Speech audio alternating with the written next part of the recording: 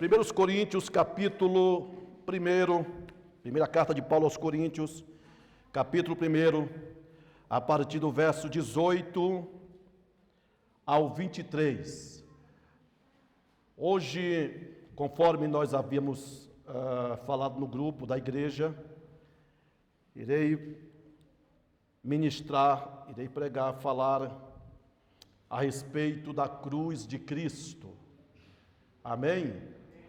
Eu quero que você entenda um pouco a respeito da importância da cruz de Cristo.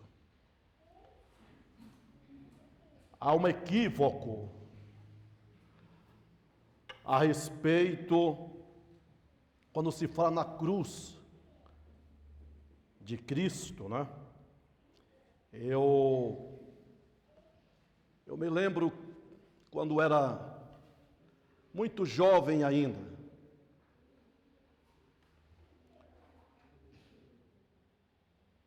Alguns cristãos, eu aprendi com esses cristãos, com esses líderes, que a cruz é símbolo de maldição. Eu quero dizer de antemão que não é não, viu, irmãos? Não é maldição, não. A cruz e o evangelho se fundem. Quem está entendendo, diga amém. A cruz e o evangelho se fundem. Quando Paulo diz lá, eu já estou logo explicando para eu não perder tempo na ministração. Quando Paulo diz lá em Gálatas capítulo 3, e parece que é o verso 13, eu não lembro agora, que maldito é aquele que morrer no madeiro, não é isso? Preste atenção. Aí é que está a questão de um senso e de observação crítica. Maldito é como está escrito. Como está escrito aonde? Então a pessoa pega um texto fora do contexto e faz uma doutrina e começa a falar por aí. E não é assim. Você não pode interpretar uma passagem bíblica pegando um texto isolado. O princípio da interpretação é você pegar dentro de um contexto geral. O que é que essa passagem fala em outras passagens bíblicas? Qual é a citação? Está escrito, mas está escrito aonde? Então, quando o autor sagrado me remete para uma referência, eu tenho que ir a esta referência, ver o que está escrito lá e conversar com o texto, dialogar com o texto. Quem está entendendo, diga amém. Mas desculpe, queridos, com todo respeito, tá? Tem pessoas que têm dificuldade de pensar. Vocês estão entendendo? Elas querem logo pegar aquilo que é mais fácil e vamos jogar para frente porque a verdade é essa. Não é. Então o texto diz, maldito é aquele que for pendurado. Analise aí. A maldição está sobre o madeiro ou sobre aquele que foi pendurado no madeiro? Eu quero que vocês analisem. Eu não vou nem explicar. Se você tiver o senso crítico, você vai entender o que eu quero dizer. Maldito é aquele que for pendurado no madeiro. E aí, engenheiro? Está se falando do madeiro ou da pessoa que está sendo pendurado nele?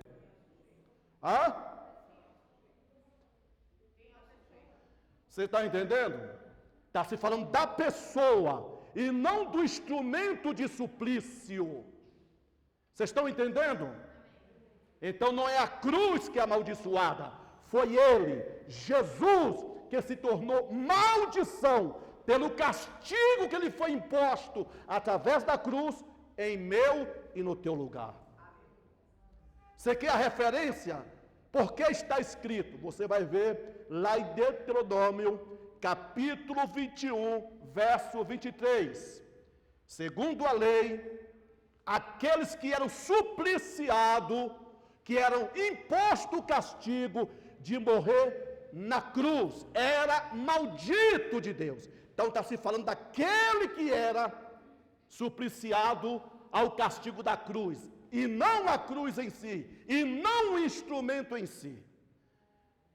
Deu para entender? Então não caia nessa falácia. O que é falácia? Falso argumento. Você encontra algum crente fervoroso por aí, né, Sejão? E diga, a cruz é maldição. Misericórdia, irmão. Cuidado com essas coisas. Sim, eu amo a mensagem. Cruz, credo, cruz. Vocês estão entendendo? Sim ou não? Então vamos ter cuidado com essas preposições e conclusões precipitadas. Então vamos ler o texto. É o que se ensinam por aí, viu, irmãos? É o que as pessoas querem aprender por aí.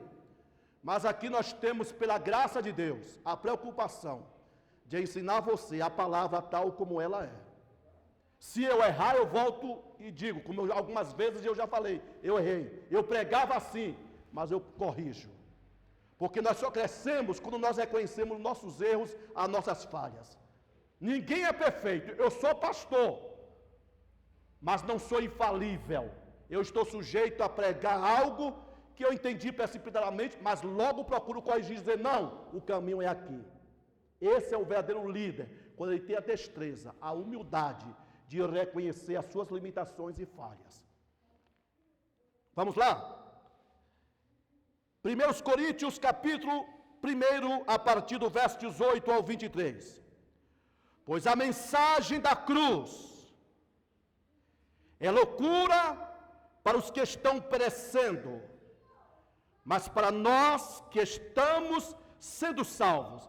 A versão corrigida diz, mas para nós que somos salvos. Quer dizer, um ato que já aconteceu e não vai mais se repetir. Não é isso que está escrito aí? Mas para nós que somos salvos. A minha é a nova versão internacional. Mas para nós que estamos sendo salvos, é o poder de Deus. Porque está escrito, destruirei a sabedoria dos sábios, rejeitarei a inteligência dos inteligentes. Onde está o sábio? Onde está o erudito? Onde está o questionador desta era? Acaso não tornou Deus louca a sabedoria deste mundo? Visto que na sabedoria de Deus, o mundo não conheceu por meio da sabedoria humana. Agradou a Deus salvar aqueles que creem por meio de quê?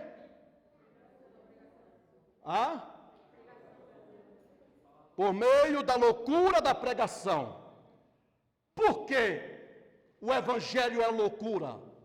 Por quê? Hoje para nós não é loucura, é algo normal. Mas naquela época, alguém que morria na cruz, eram os piores criminosos de então, ou seja, da sociedade daquela época.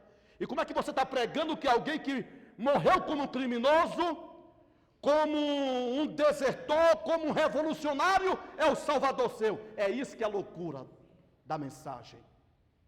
Por isso que Paulo diz que no seu tempo, essa mensagem era uma coisa muito doida, muito estranha, porque os entendidos não passava pela cabeça deles entenderem o que é isso.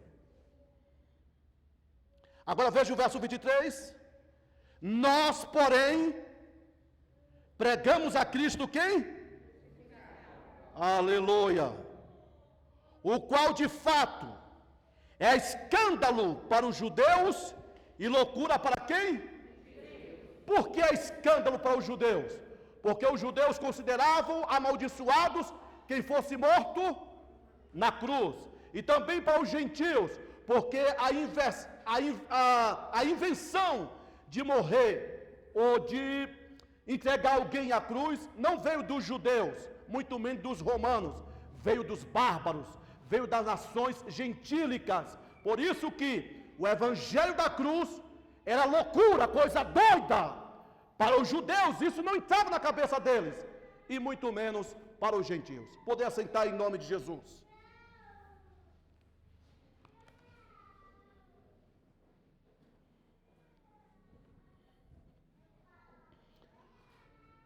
A cruz de Cristo. Eu quero chamar a sua preciosa atenção. para o que você estará ouvindo a partir deste momento. Se você quiser fazer anotação de alguma coisa, faça, mas não vou repetir, porque é uma mensagem, não é um estudo. Na cruz, nos foi demonstrada a maior expressividade do grande amor de Deus.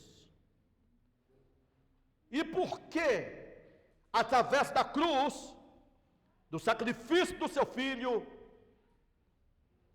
Deus, ele deixou manifestar todo o seu amor, toda a sua graça, toda a sua atenção, por mim e por você, pela humanidade como um todo, por nós, míseros pecadores.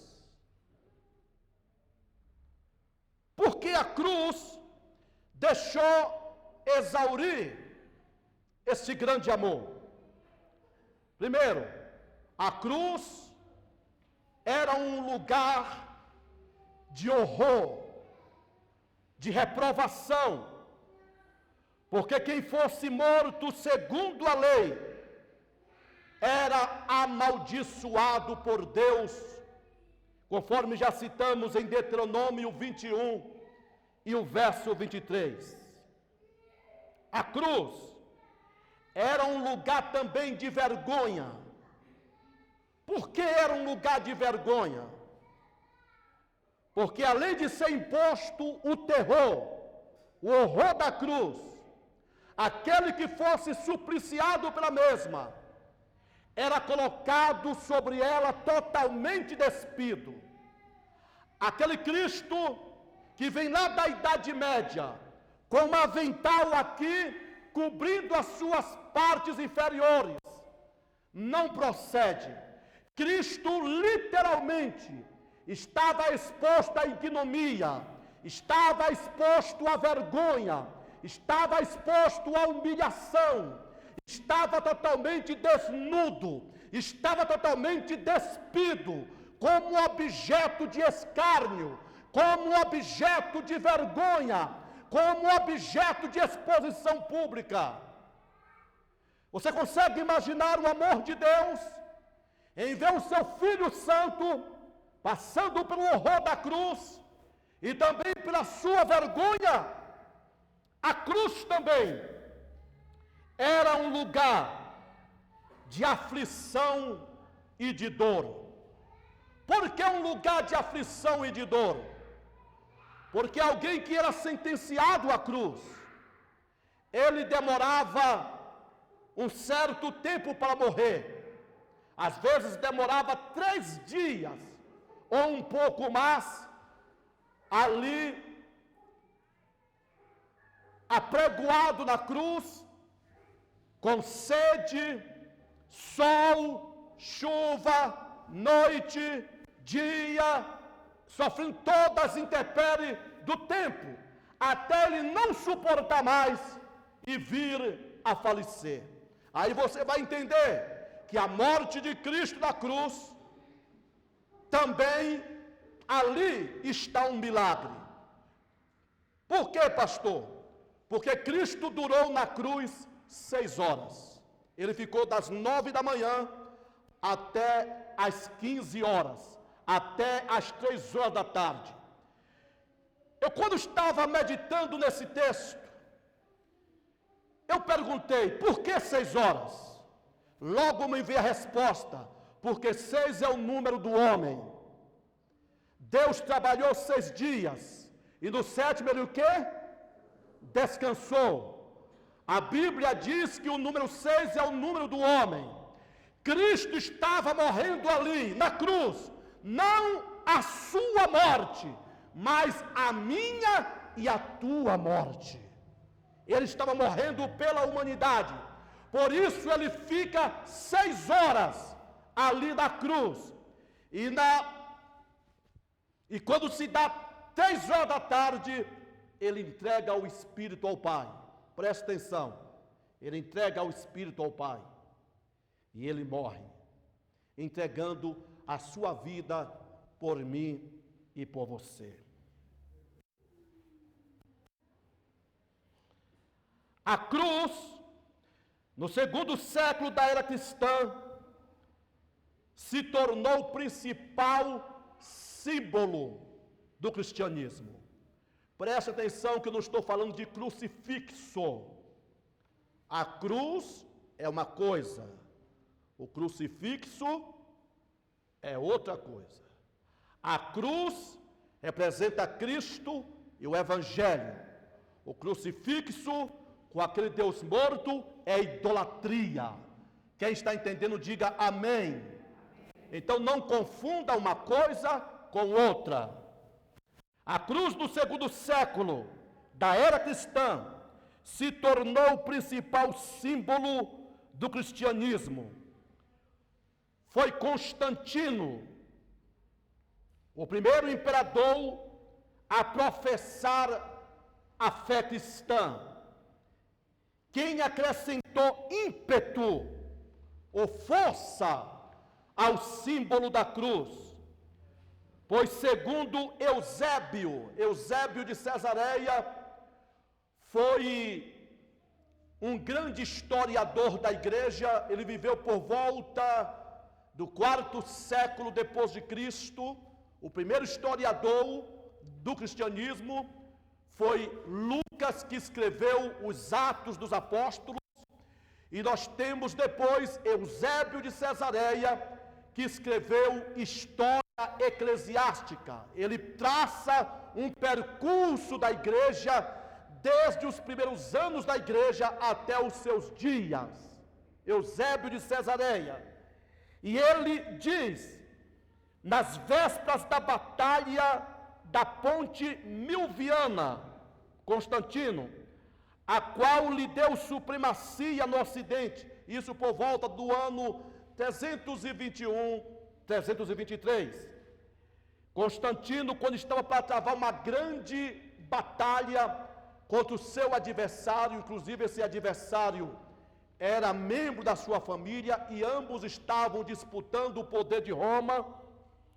E antes de Constantino travar essa batalha com seu adversário pela disputa absoluta do governo de Roma, ele tem uma visão nos céus, segundo conta o historiador Eusébio de Cesareia. E ele vê nos céus, antes de ir para essa batalha, observe, quando Jesus ele quer se revelar, ele se revela quem ele quer. Constantino, que era um rei pagão, que era um homem pagão, que não tinha nenhum respeito para o cristianismo, ele tem uma visão a olhos nus, e ele vê em letras bem grandes, visível nos céus, as seguintes palavras: in hoc signo vinces. Isso quer dizer, vence por este sinal. Há uma tradução livre que diz, você vencerá por este sinal. Qual o sinal? O sinal da cruz. Ele viu uma cruz nos céus. E aí o que é que Constantino ele manda fazer logo no outro dia? Ele ordena que se colocasse o símbolo da cruz em todos os estandartes do seu exército. E ali ele sai para a batalha contra o seu adversário, e ele vence aquela batalha e se torna o primeiro imperador de Roma cristão. E é aí que cessa todas aquelas atrocidades de perseguições que a igreja vinha sofrendo até o século IV depois de Cristo. A cruz, ela era um instrumento de vergonha, passou a ser o centro da mensagem do Evangelho. Falar de Cristo e falar da cruz se confunde essas duas figuras principais do Evangelho. Eu quero que você abra a sua Bíblia e confira lá em Gálatas capítulo 6, e o verso 14, Paulo fazendo uso da imagem da cruz. Observe o que é que Paulo diz aqui, associando a sua vida com Deus. Quanto a mim, que eu jamais me glorie, a não ser na cruz de quem? De nosso Senhor Jesus Cristo. Quando ele fala da cruz, ele está falando aí de quê? Da morte, do sacrifício que Cristo fez por mim e por você. Paulo estava querendo dizer: eu não sou nada fora da cruz de Cristo, eu não sou nada fora da graça de Deus. Se eu tiver que me gloriar, a palavra gloriar aqui é de me ufanar, de me exaltar. Se eu pensar dessa forma, eu vou me ufanar, eu vou me exaltar, mas é na cruz de Jesus Cristo. E a gente vê tantas pessoas prepotentes, tantas pessoas querendo ser. Eu sempre digo, pessoas arrogantes não conhecem a Cristo. Porque Jesus, ele mesmo disse: aprendei de mim, que sou manso e o quê? Humilde de coração. Quem tem um encontro com Jesus, tem um encontro com a humildade de coração. Quem tem um encontro com Jesus, tem um encontro com a cruz. Ele vai para a cruz pela fé e lá deixa o seu velho eu. Agora, eu quero citar aqui 5 evidências do que Cristo fez por mim e por você, através da cruz. Primeiro, na cruz, Deus tratou com o pecado do homem. Isso quer dizer, meu caro amigo, ou minha cara que está aqui nesta noite, você não precisa ir para o inferno, você não precisa ser condenado, não importa o quão desprezível você tenha sido, não importa o tamanho do seu pecado, Jesus já resolveu a sua situação com o Pai através da cruz. Na cruz Deus tratou com o pecado do homem. Então observe, na cruz Deus estava tratando com o pecado, com o sofrimento e com a angústia de todas as pessoas. Você não precisa mais ficar sofrendo por causa do seu pecado. Você não precisa ficar mais preso nas suas angústias e nas suas confusões interior. Há uma solução, há uma saída através de Jesus Cristo. Foi por isso que ele se permitiu. Na verdade, os instrumentos que levaram Jesus à cruz, primeiro foram os judeus, depois o consentimento dos romanos e por último os soldados romanos. Mas foi Cristo que se permitiu. Ele diz nos evangelhos, principalmente no evangelho de João: ninguém tem poder de tomar a minha vida, mas eu a dou para depois tornar a tomá-la. Diga amém. A morte de Cristo não foi um acidente, mas foi consentimento do Pai desde a eternidade passada. Muito antes da existência do homem, Deus, no seu conselho eterno, com o Pai, com o Filho e com o Espírito Santo, ambos, aliás, desculpem, eles entraram nesta conferência de planejamento eterno para resgatar a minha alma e a sua também.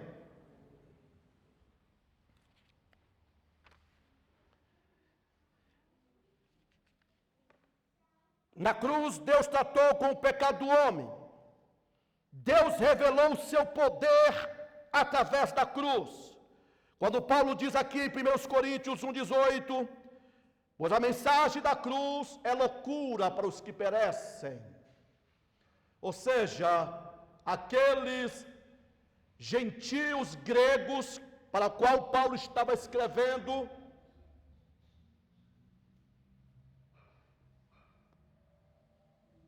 os judeus da sua época, como os judeus de hoje também, não entra na cabeça deles, porque alguém que morreu como um criminoso, como um ser humano da pior espécie, numa cruz, esses outros o consideram como seu Salvador. Alguém encontrou uma pintura lá por volta do 3º século em Roma, numa parede onde costumavam ficar os soldados de proteção do império. E naquela parede havia uma cruz. Presta atenção como eles escarneciam dos cristãos.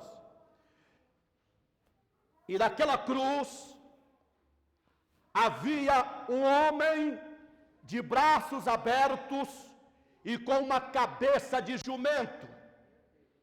Você imagina o que é isso? Como o cristianismo era desdenhado, era desprezado, era ridicularizado. E por cima daquela imagem de desprezo, de desdém, alguém com a cabeça de jumento, de braços abertos, etc. e tal, estavam os seguintes dizeres: Alexamenon, adorando o seu Deus.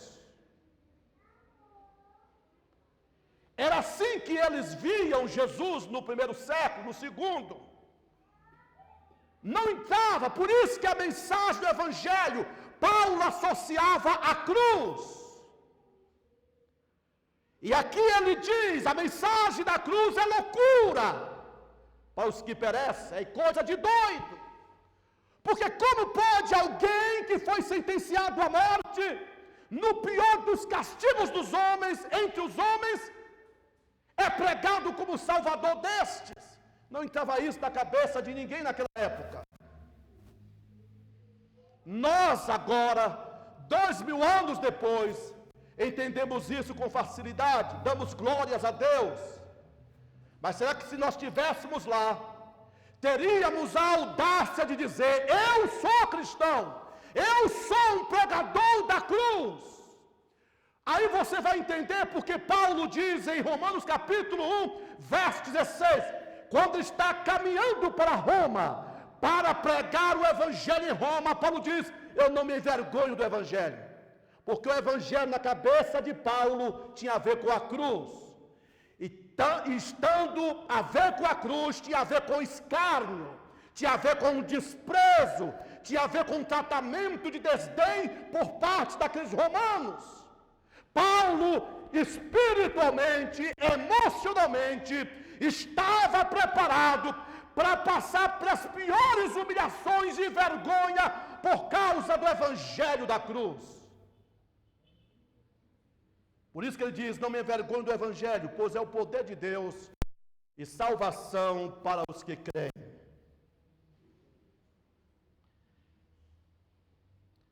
Lá da cruz também,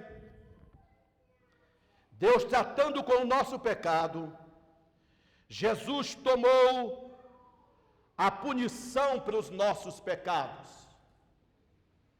Um texto que todos vocês conhecem,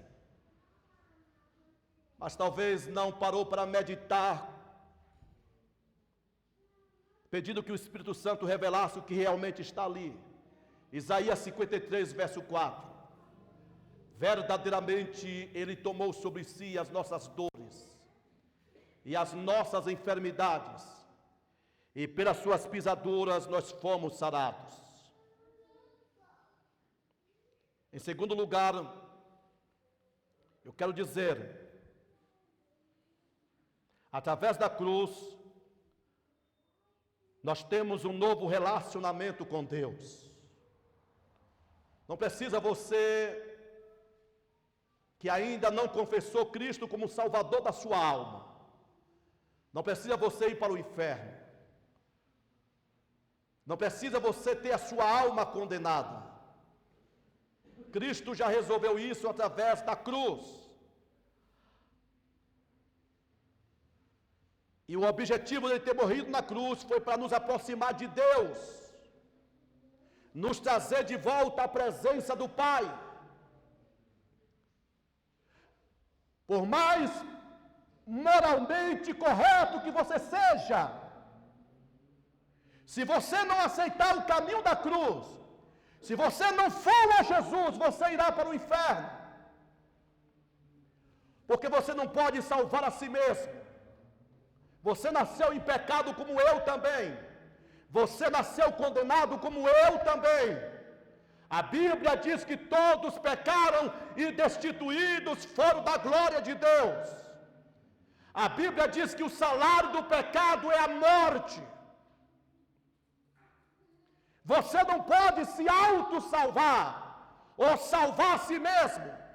Mesmo sendo um bom pai, uma boa mãe, uma boa pessoa, você não faz enquanto ser humano que vive em sociedade mais do que a sua obrigação.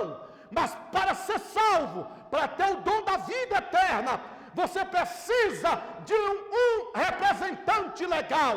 E este representante legal que pode pegar você e colocar na família de Deus se chama Jesus Cristo. E o caminho é através da cruz.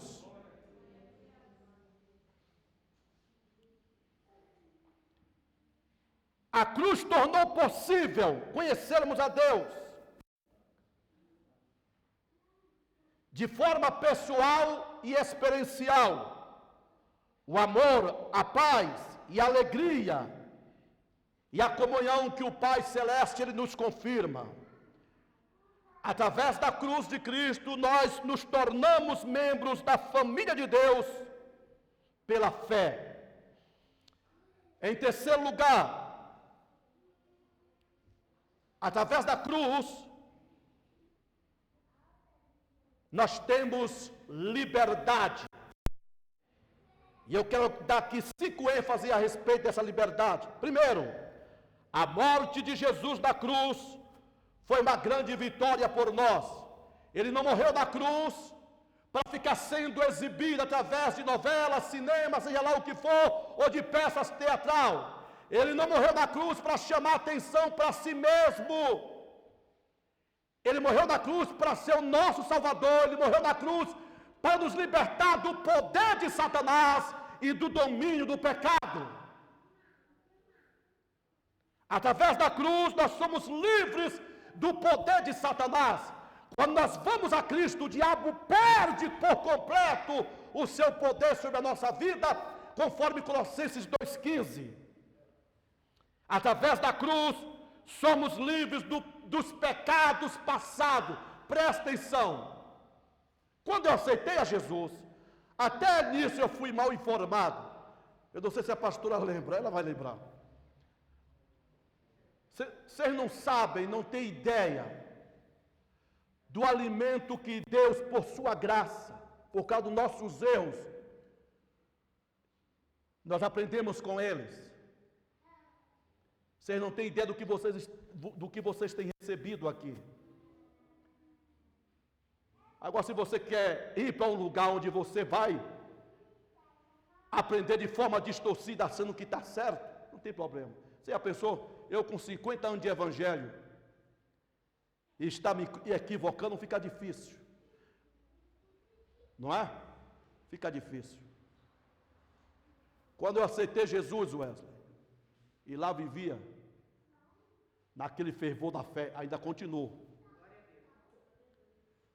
Eu tinha aprendido que Jesus morreu pelos meus pecados passados.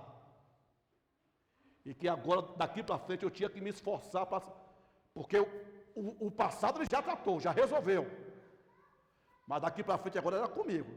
Se eu quisesse ir para o céu, eu tinha que fazer o esforço herculano. Não é assim? Não é? Não, a Bíblia não ensina isso. A salvação ela é plena, ela é completa. Não, repita comigo, não existe risco de perda da salvação.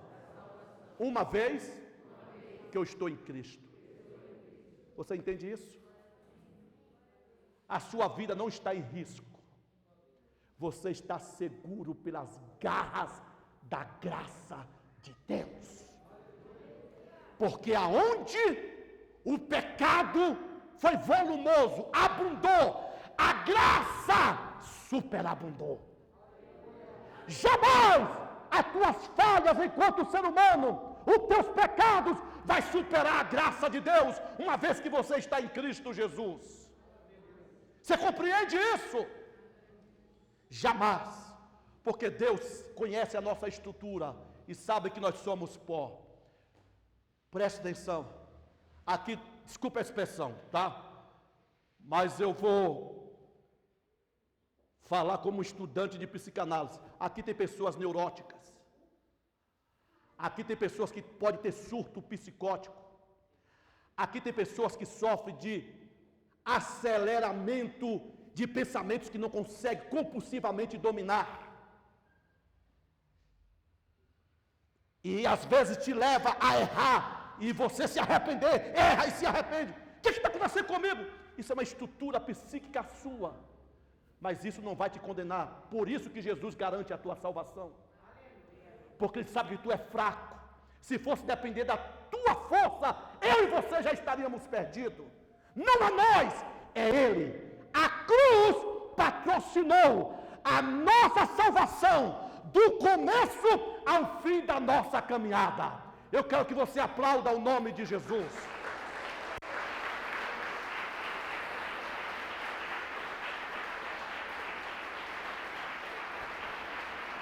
A cruz resolveu os nossos pecados, passado, presente e futuro. Em quarto e último lugar, a cruz de Cristo é o centro da história da humanidade. Quem nunca ouviu falar a expressão antes e depois de Cristo? Pois bem, Cristo se tornou o divisor de águas da história, tanto antiga como da Idade Média, como também contemporânea. A cruz de Cristo é o ponto central da existência da humanidade na Terra. Isso quer dizer o quê? Que o pecado de Adão e Eva não pegou Deus de surpresa. A cruz não foi uma remediação dos erros dos nossos pais edênicos. De maneira alguma. Muito antes da queda de Adão e Eva, Deus já tinha um plano para resolver esta situação. E eu quero que você leia comigo. 1 Pedro capítulo 1, verso 19 e 20. Deus é aquele que conhece o futuro antes mesmo dele existir. Nada pega Deus de surpresa. Eu disse 1 Pedro 1, verso quanto? Estão atentos. Mas pelo precioso sangue de Cristo, como de um cordeiro sem mancha e sem defeito, conhecido o quê? Antes da criação do mundo. Ele já resolveu o seu pecado, o seu problema de pecado, através da cruz. Não importa quão débil, quão fraco você seja. Você sabe por que algumas pessoas têm dificuldades de se afirmar no Evangelho? Outras têm dúvida de entregar sua vida para Jesus? Porque elas estão olhando para a sua performance. Eu só vou me tornar um cristão quando eu parar de beber, quando eu parar de fazer isso, parar de fazer aquilo ou aquilo outro. Não é a sua performance, não é as suas obras, é o sacrifício de Cristo que importa, que é aceito diante de Deus, para que você seja exclusivamente salvo, não pelos seus esforços, mas pela oferta que Ele fez ao Pai. Será que você consegue entender isto? Quando você parar de olhar para as suas fraquezas, para as suas performances e olhar para Cristo, o seu modo de vida vai mudar, porque a cruz tem este poder. As pessoas são salvas, ou as pessoas eram salvas no Velho Testamento, através da fé em um Salvador, que havia sido prometido por Deus, que viria na plenitude dos tempos. Olha como eu e você somos privilegiados. As pessoas do Antigo Testamento eram salvas pela fé de um Salvador que ainda viria. Elas não foram completas, nenhum dos santos do Antigo Testamento foram plenamente completos sem eu e você.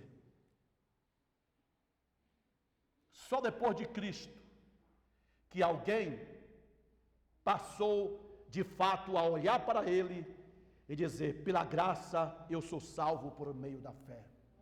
E para nós terminarmos, eu quero que você abra a sua Bíblia em Hebreus capítulo 11, verso 13. Hebreus capítulo 11, verso 13.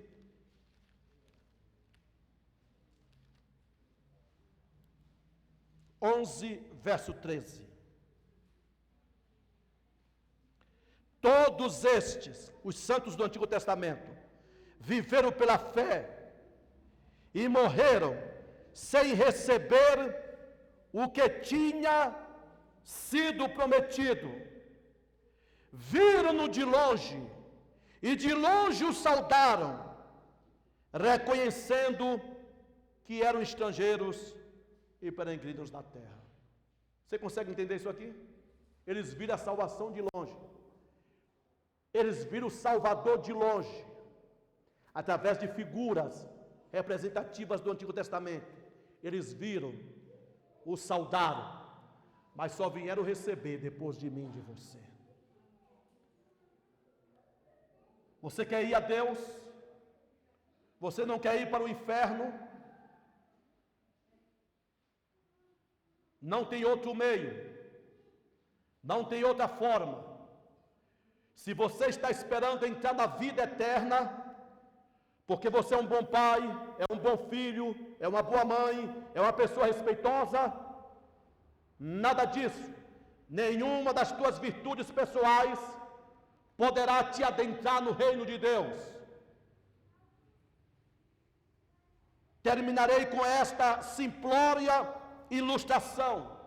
É como alguém que está em um buraco, em um poço. Uma outra pessoa está do lado de fora, lhe oferece uma corda. Ele ignora essa corda para ser puxado de lá daquele buraco. E ele tenta subir, amarrando cordas de sapato. Vai funcionar? Não vai funcionar. Mesmo que ele crie um gancho lá dentro e jogue, se ele se pendurar naquela corda de sapato, vai acontecer o quê? Vai o quê? Assim também é você que, porventura, queira ser salvo através das boas obras, através da sua moral. Você não vai chegar a Deus. Só através de Jesus Cristo. Ele disse: eu sou o caminho, único caminho, não existe outro, a verdade e a vida, e ninguém vai ao Pai senão por mim. Eu quero que você aplauda ao Senhor Jesus.